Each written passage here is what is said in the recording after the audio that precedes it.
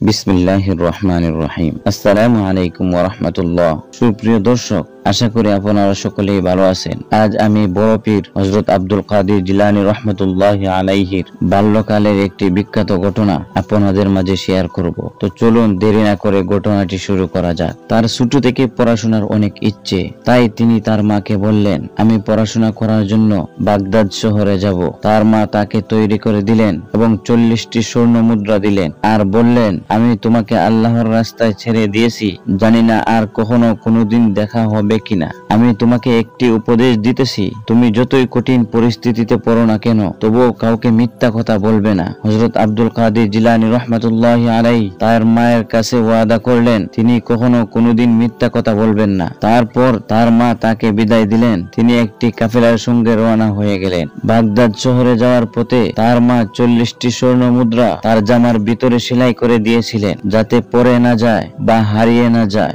যেতে যেতে সামনে পড়লো একটি বন কাফেলা। চলতে লাগলেন সেই বনের ভিতর দিয়ে। হঠাৎ এগিয়ে এলো একদল ডাকাত। তারা পুরো কাফেলাকে ঘিরে ধরলো এবং সকল যাত্রীদের কাছ থেকে সমস্ত টাকা পয়সা আর দামি জিনিসগুলো কেড়ে নিতে শুরু করলো। একজন ডাকাত এগিয়ে এলো উনার কাছে আর চোখ কটমট করে বলল, হে কুখা, তোমার কাছে কি কিছু আছে? তিনি বললেন, হ্যাঁ, আমার কাছে 40টি স্বর্ণ মুদ্রা আছে। এবং ওই ডাকাত তাকে দেখে অবাক হয়ে তাকিয়ে রইল এবং সমস্ত ডাকাতদেরকে বলল এবং শেষ পর্যন্ত ওই কথাটি ডাকাতদের সর্দারের কানে পৌঁছালো। ডাকাতদের সর্দার তাদেরকে হুকুম দিল, ছেলেটিকে আমার কাছে নিয়ে এসো।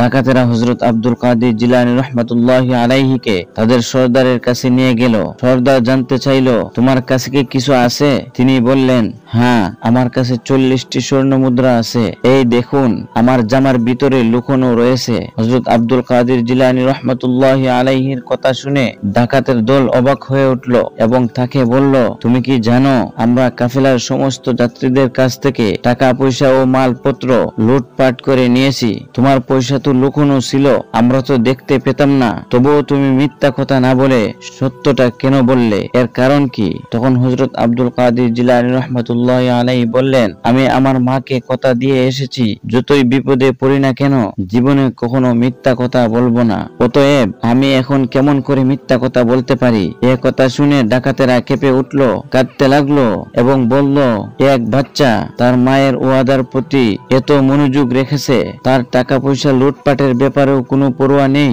কিন্তু আফসোস, আমরা আল্লাহর কাছে ওয়াদা করেছিলাম, হে আল্লাহ, তুমি তো আমাদের প্রভু, আমরা তোমার ওই কথা মতো চলবো। হায় আমাদের সর্বনাশ!